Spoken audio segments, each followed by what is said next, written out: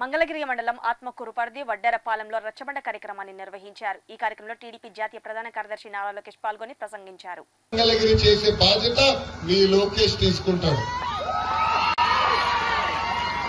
అమ్మా ప్రతిపక్షంలో ఉంటూ ఇక్కడ కంపెనీ తీసుకొచ్చా, చిన్న కంపెనీ పెద్ద కంపెనీ అనట్లా, కానీ ఈరోజు 150 మంది అక్కడ పనిచేస్తున్నారు తల్లి. అది నాకున్న చిత్తశక్తి, ఒక పట్టుదలతో ఉన్నా పని చేయాల లక్ష్యంతో వచ్చాను తల్లి. హామీ ఇచ్చారు. మంగళగిరి నియోజకవర్గానికి అర్హులు ఎంతమంది ఉంటే అంతమందికి శాశ్వత ఇల్లు కట్టించి ఆ తాళాలు మీకు అందజేసే బాధ్యత మేము తీసుకుంటాం. నేను చెప్పా, తల్లి ఓపిక పట్టండి. తెలుగుదేశం జనసేన భారతీయ జనతా పార్టీ ప్రభుత్వం వచ్చిన వెంటనే భూ హక్కులు కల్పిస్తాం, పట్టాలు మీకు అందజేసే బాధ్యత మేము తీసుకుంటామని చెప్పా. ఆ హామీకి ఇప్పుడు కూడా కట్టుబడి ఉన్నాం. జనసేన పార్టీ దయచేసి ఇది గుర్తు పెట్టుకోండమ్మా. ఆ కుటుంబాలు కూడా న్యాయం చేయాల్సిన అవసరం ఉంది.